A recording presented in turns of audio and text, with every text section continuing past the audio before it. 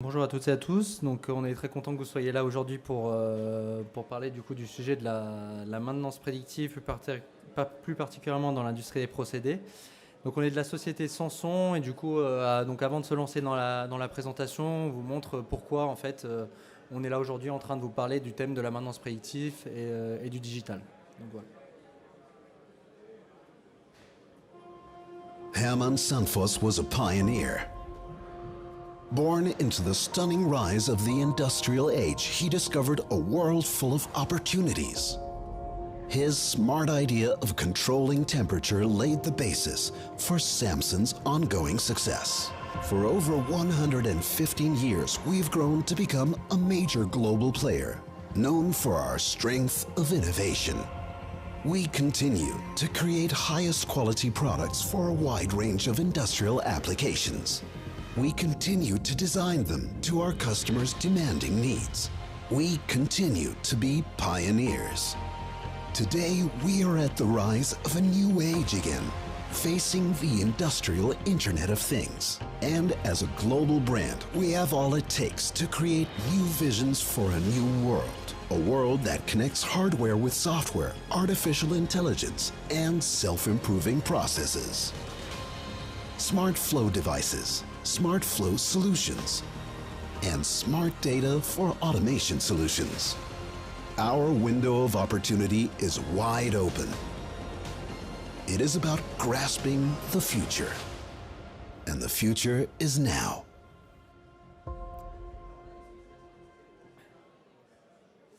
Donc voilà, un peu plus simplement, je suis Robin et on est là avec Franck du coup pour discuter du sujet de la maintenance prédictive. Alors la toute première question à se poser, c'est pourquoi faire du prédictif. À l'échelle de l'industrie, on observe souvent trois types de maintenance. On a le curatif, que sûrement vous devez tous connaître, c'est-à-dire qu'il y a un problème, on va réagir en fonction de la problématique. Souvent, on est dans l'urgence. Pour essayer de pallier à ce niveau d'urgence, il y a eu du préventif qui a été mis en place, justement pour répondre à ça, mais ça a ses limites parce que ça ne va pas couvrir des événements inédits, par exemple. Ça va répondre à beaucoup de problèmes et ça va faire voire même de la surqualité à certains moments, c'est-à-dire qu'on va pouvoir couvrir beaucoup de cas, mais parfois trop. Et c'est là où on a le prédictif, où là on s'oriente vraiment dans de l'optimisation de la gestion de maintenance pour essayer d'aller un peu plus loin et de bien cibler les différentes actions sur le terrain. Autrement dit, si on parle en termes de coût, le but est de détecter la défaillance au plus tôt. Donc lorsqu'une défaillance apparaît sur une installation, le but ça va être de détecter ça avant qu'on puisse sentir, voir ou voilà, entendre une panne, toujours dans le but de minimiser les coûts, que ce soit des coûts en termes de pièces de rechange ou d'intervention. Plus on détecte la panne plus tard, plus ça risque de coûter cher.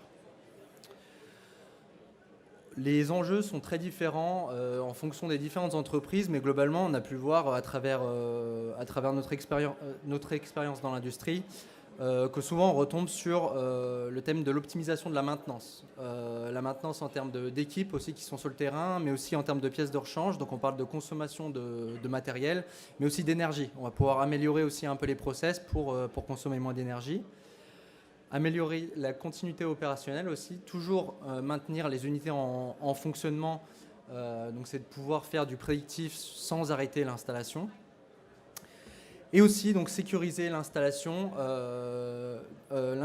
en priorité, mais il y a aussi donc, bien sûr les équipes qui travaillent sur les sites, donc aussi sécuriser les équipes qui travaillent autour de ces installations. Donc c'est là on aborde le thème de la maintenance prédictive. Et on va vouloir se poser les questions, quelles données sont à notre disposition sur le terrain, comment on va pouvoir les extraire du terrain, où est-ce qu'on peut les stocker, et comment ensuite exploiter la donnée pour pouvoir déployer des actions concrètes sur le terrain en termes de maintenance. Est-ce que Franck, tu peux nous en dire un peu plus justement ? Donc on va commencer par le premier point, c'est quelles données vont être intéressantes. Alors nous, on vient du milieu industriel. Je ne sais pas si parmi vous, il y en a qui viennent de ce milieu-là. On fait un petit sondage rapidement. Est-ce qu'il y en a qui connaissent et qui viennent du milieu industriel ? Parfait. Super, tant mieux. Donc sur un site industriel, pour les autres, on pourrait résumer ça comme une cuisine, c'est-à-dire qu'on va faire des recettes avec l'aide des équipements qu'on a à disposition. Et donc, les données, elles vont être de deux types. Il va y avoir les données de la recette, dont va parler Robin après, les températures, etc., qu'on appelle les données du procédé ou les données du process dans l'industrie. Et on va avoir aussi les données propres à l'équipement utilisé. On commence par les données intrinsèques des équipements. Donc dans une cuisine, pour revenir à la comparaison, on travaille avec des fours, des frigos, des mixeurs, des ustensiles, etc. Dans l'industrie, on sera plus avec des pompes, des chaudières, des vannes, des compresseurs. Donc ce sont ça les équipements qui vont nous intéresser. Et ces équipements embarquent des données qui vont être la durée de fonctionnement, le nombre de démarrages, etc. Parfois plus d'une centaine de données. Et donc, ce qu'il faut retenir de cette partie-là, c'est que ce qui va faire une bonne analyse prédictive, c'est la qualité des données, qu'on appelle aussi smart data, le cumul de ces données, la combinaison de ces données. On va voir après comment on les combine et comment on les traite. Mais déjà, la qualité de la donnée est un point important. Voilà pour les données intrinsèques des équipements. Robin, pour les données process.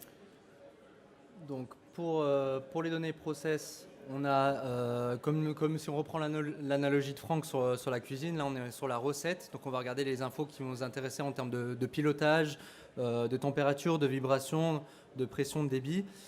L'idée, ce sera ces éléments-là qui vont permettre de bien réussir la recette. Là, dans l'image qu'on a devant vous, donc là, c'est dans une usine qui fabrique donc, des gnocchis. Et donc, en regardant ces différentes données, on va vouloir faire exactement la même chose que sur les données intrinsèques. On va vouloir identifier les dérives. Donc, le point à retenir sur les données process, on regarde les mêmes types d'équipements. La source de données est différente, mais l'objectif reste le même. Le but, ça va être d'identifier ces différentes dérives sur cette fois, la recette de cuisine et non pas les déviations du matériel même. Alors, le premier point, une fois qu'on a défini les données qui allaient nous intéresser, c'est comment les extraire, évidemment, depuis le terrain. Alors, pour les données intrinsèques des équipements, il y a deux manières de faire. La première, c'est de se connecter directement sur l'équipement. Ça paraît un peu rustique comme ça, mais ça a un gros avantage, c'est qu'en plus, on va pouvoir faire l'analyse visuelle de l'équipement, ce qui n'est pas négligeable. Je fais un petit parallèle, par exemple, avec, je ne sais pas, le garagiste et la voiture, par exemple. Il va récupérer les données de l'ordinateur de bord avec une pocket, ok, mais il va quand même faire le tour du véhicule pour voir s'il n'y a rien de flagrant qui va le choquer visuellement. Donc ça, c'est le premier moyen d'extraire les données. Avant de passer au deuxième, je vais vous laisser écouter un témoignage.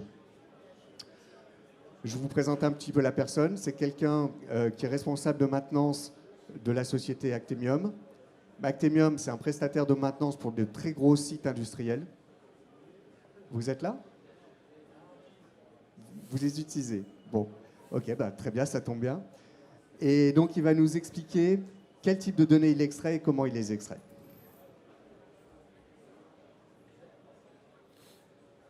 Cette donnée, c'est tout le fonctionnement de la vanne sur toute sa période, sur sa durée de vie sur site. Alors après, on peut voir les données, on récupère le nombre de démarrages, on peut voir le positionnement de la vanne, les écarts de position par rapport à sa consigne, le stress factor de la vanne, voilà, etc. Donc ça se présente soit sous forme d'histogramme, soit sous forme de graphe de tendance. C'est une visibilité assez simple.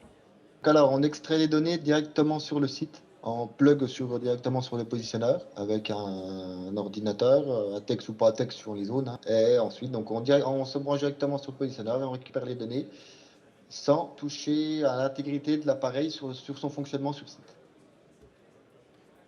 Un point important sur ce qu'il vient de dire, c'est qu'on ne perturbe pas l'installation. Autrement dit, l'objectif, c'est de ne pas arrêter l'installation, comme on l'a dit tout à l'heure, d'avoir une productivité continue. Donc, on va prélever ces données sans stopper l'installation. Deuxième moyen pour extraire les données, c'est à distance. Là, effectivement, il faut que les équipements soient communicants. Ça, c'est incontournable. Donc, soit pour l'industrie, du Profinet, du Profibus, du HART, de l'Ethernet TCP/IP, L'IO-Link, un peu moins, on peut moins remonter du diagnostic par de l'IO-Link, mais bon, peu importe. Donc, première contrainte du matériel communicant. Et le deuxième point qu'on va perdre par rapport à se connecter à l'équipement, c'est qu'on n'a plus l'analyse visuelle, bien sûr, puisqu'on est à distance. Donc ça a des avantages, on n'est plus obligé de se rendre sur le site. Ça, c'est un point positif parce que c'est souvent compliqué et chronophage. Mais on perd l'analyse visuelle qui peut être intéressante.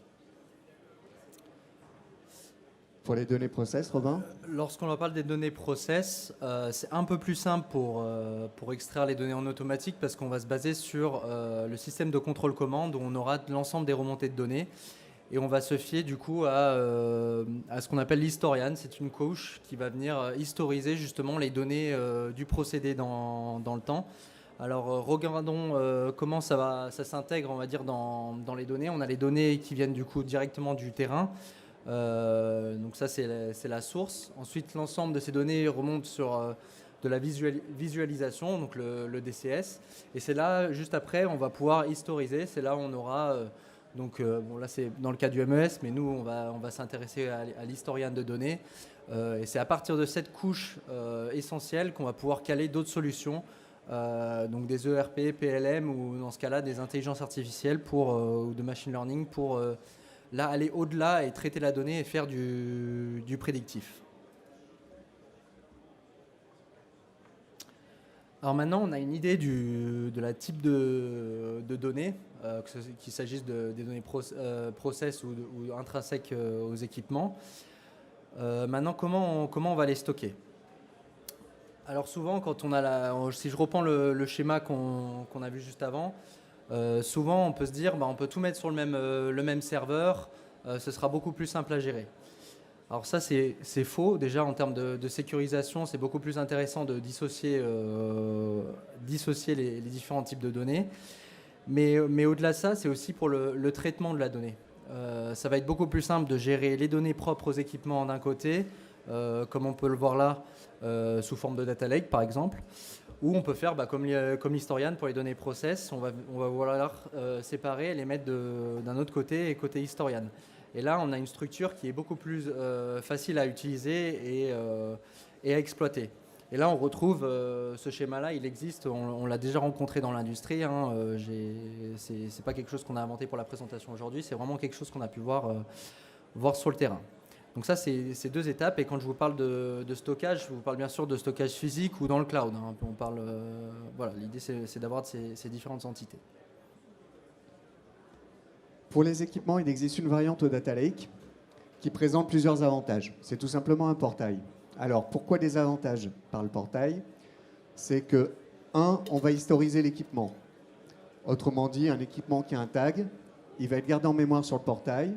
Et à chaque fois, il va pouvoir comparer les données avec les précédentes et suivre l'évolution de cet équipement tout au long de son cycle de vie. Donc ça, c'est plus intéressant.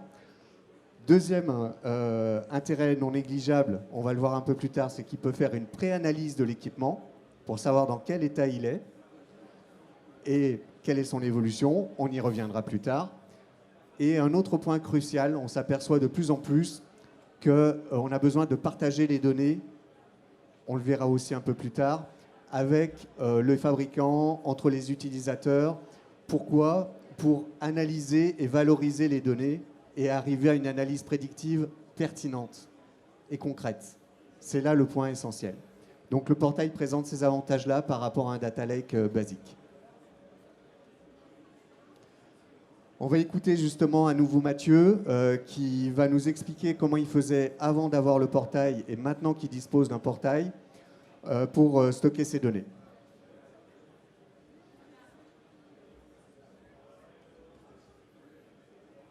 Ces fichiers de données sont stockés sur le réseau client par l'identification de la vanne, mais très peu de personnes l'utilisent puisque avec l'ancien modèle, il faut être un peu averti et expérimenté dans le domaine pour pouvoir les analyser. À part la maintenance, il n'y a que eux qui l'utilisent ou nous. Alors sans portail, on procède de la même façon pour récupérer les données. On utilisait votre logiciel TrovisView. Et à partir de là, la mise en forme est plus compliquée parce qu'il faut déjà connaître un peu le logiciel, aller dedans et rechercher toutes les données qui nous intéressent. Alors que maintenant, avec le portail, les données sont synthétisées avec une visibilité claire et précise dès l'ouverture.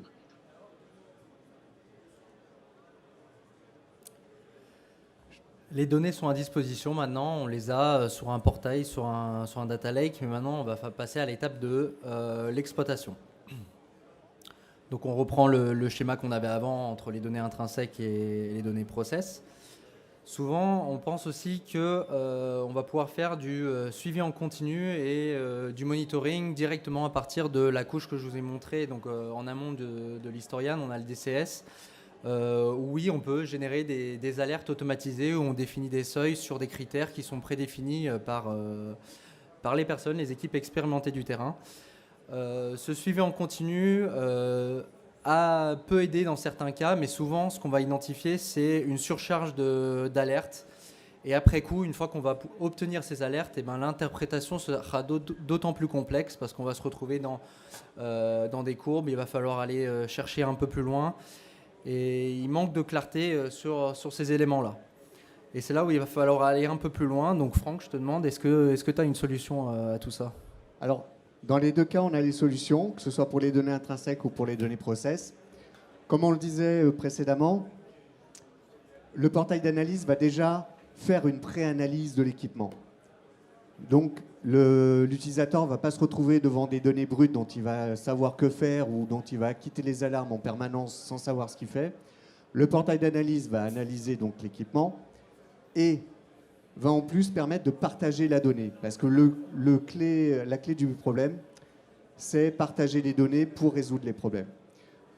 Donc, ici, avec le fabricant, en tant que, comme on l'appelle, as a service, on discutait ce matin avec quelqu'un qui est passé sur le stand où on se rendait compte qu'au final, l'humain avait énormément d'importance sur l'analyse de données.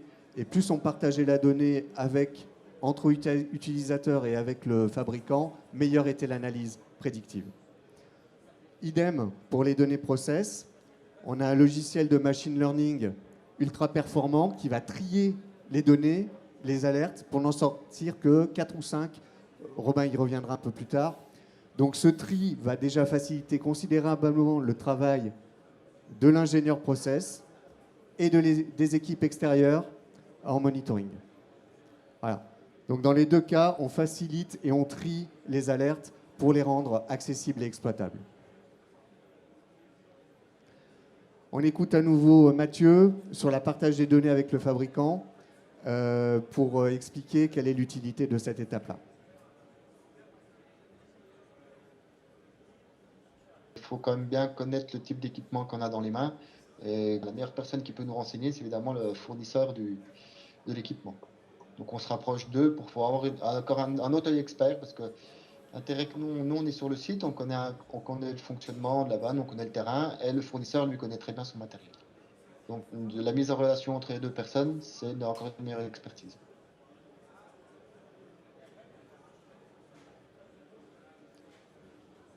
Alors maintenant, dans la solution, on va rentrer dans le concret, la solution pour les données intrinsèques des équipements. Comment on procède? Comme on l'a dit, on récupère les données sans arrêter l'installation. Très important, ne pas pénaliser la production. Première étape. Deuxième étape, on injecte dans le lieu de stockage pour l'historisation, l'analyse préventive prédictive. Je m'arrête 2 secondes sur le thème prédictif. Prédictif, ça veut dire que l'équipement est toujours en bonne santé, mais qui commence à avoir un régime de fonctionnement qui n'est plus adapté et qui nous indique qu'il va probablement bientôt tomber en panne. Donc voilà ce que c'est que faire du prédictif, en l'occurrence. Et au final, après donc l'aide du fabricant éventuellement et le partage des données, arriver à un rapport d'expertise pour prioriser la maintenance, le niveau de maintenance. Et bon, le pointeur ne marche pas, c'est pas grave, je le fais à la main. C'est très digital du coup, c'est avec le doigt. Action à mener sur l'équipement et ou l'installation. Je donne un exemple concret. Le témoin qu'on vient de voir, par exemple, sur une vanne, elle fonctionnait, en l'occurrence l'équipement est une vanne, elle fonctionnait à 20 000 changements de direction par jour, 20 000 cycles. En l'occurrence, elle était mal pilotée par son automate à des fréquences trop élevées, ce qui rendait, on va dire, le fonctionnement beaucoup trop nerveux. et il est arrivé à diminuer par 10 ce taux de fonctionnement, sans pénaliser donc son process, et en arrivant à ménager son équipement, divisé par 10 le nombre de cycles. Vous imaginez quelles conséquences ça aura sur l'équipement en termes d'économie. Le but, c'est de garantir la continuité opérationnelle et d'économiser le matériel et donc de l'énergie. Dernier témoignage de Mathieu sur l'utilisation du portail. Je vais récupérer les données sur site, j'importe ces données-là dans le portail Sandval par une arborescence pour classifier notre tag d'équipement. Et directement, directement, le portail nous donne les histogrammes et les graphes de tendance, ainsi que le nombre d'initialisation, le temps d'utilisation de l'appareil, etc., toutes les données qu'on peut récupérer. Donc c'est simple l'utilisation. Un des plus gros avantages, c'est que si on réimporte des données, on va dire d'une périodicité de 3 mois après, là, les données sont comparées directement. Le portail identifie le numéro de série de l'appareil et superpose les données pour pouvoir voir les tendances ou pas d'évolution de l'appareil. Je rebondis juste une petite seconde sur ce que vient de dire Mathieu. Le fait de pouvoir comparer avec l'état précédent permet justement de faire du prédictif. Comme ça, on peut mener des actions correctives, comme on vient de le voir, je vous expliquais précédemment, mais on peut aussi voir les dérives de fonctionnement. C'est ça qui fait l'intérêt de l'outil. Je rebondis sur le thème du coup de dérive de fonctionnement pour enchaîner sur les données process. Donc là, pour effectuer de la maintenance prédictive, on va se baser sur du machine learning non supervisé. On va se baser sur les données historiques qui prend en compte toutes les infos du fonctionnement, le bon et le moins bon, donc sur les défaillances. Jusqu'à là, je ne vais pas vous refaire tout un cours sur le non supervisé. On va faire ensuite du clustering de données. On va rassembler les données pour avoir des zones de fonctionnement où l'installation fonctionne à un état normal.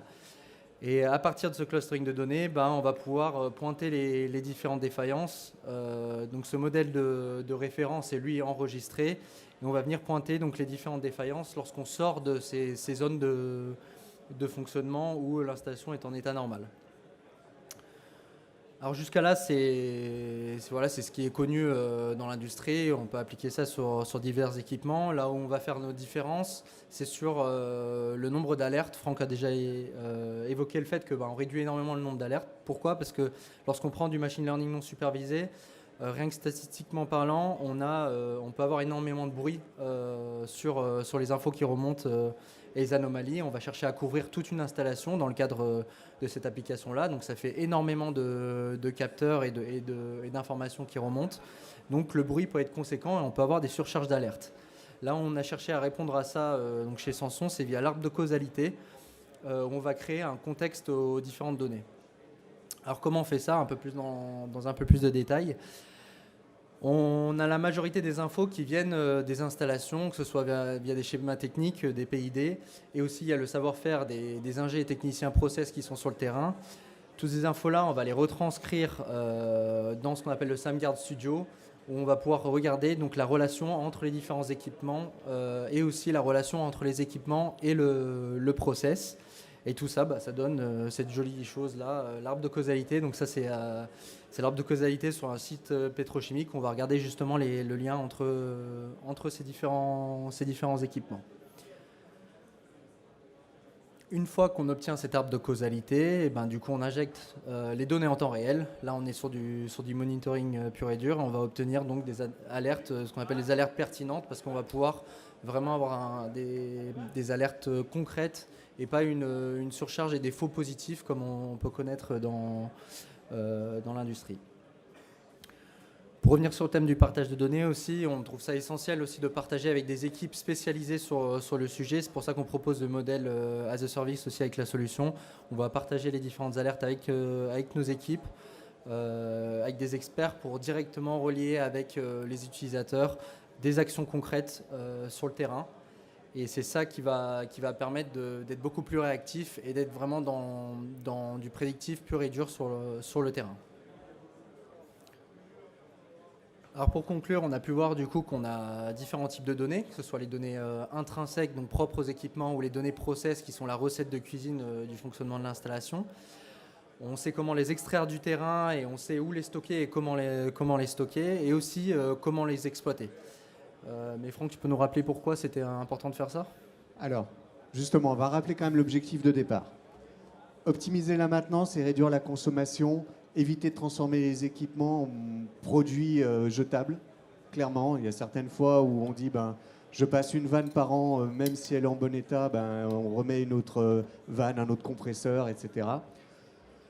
Donc optimiser la maintenance et la consommation, améliorer la continuité opérationnelle. Ce qui est le plus coûteux, c'est les arrêts de production. On le sait tous. Donc en améliorant la continuité opérationnelle, on améliore sa production. Et sécuriser aussi l'installation et les équipes. Voilà pourquoi on fait de la maintenance préventive prédictive. Alors, maintenant, on va dire le résumé de notre petite conférence. Pour les équipements, on a vu qu'on avait un outil de portail pour faire de l'analyse, de la pré-analyse et de l'analyse ensuite. Pour une usine complète, à partir des données process, comme l'a expliqué Robin, on a un autre outil en machine learning avec arbre de causalité. Donc, on arrive à atteindre le premier objectif en gérant mieux les pièces de rechange, en optimisant la maintenance, les urgences et en planifiant les interventions. Deuxième objectif atteint en limitant les arrêts, on augmente la productivité, c'est évident. Et enfin, on respecte les règles de protection de l'environnement en évitant les dérives de fonctionnement et les problèmes éventuels qu'il pourrait y avoir sur un site et qui pourraient impacter l'environnement ou le personnel. Et, cerise sur le gâteau, on gagne du temps, bien sûr, et de la disponibilité, ce qui est même peut-être la partie la plus essentielle de nos métiers. Et comme on gagne du temps et de la disponibilité, on va le mettre à votre disposition pour répondre à vos questions, tout simplement. Est-ce que vous avez des questions ?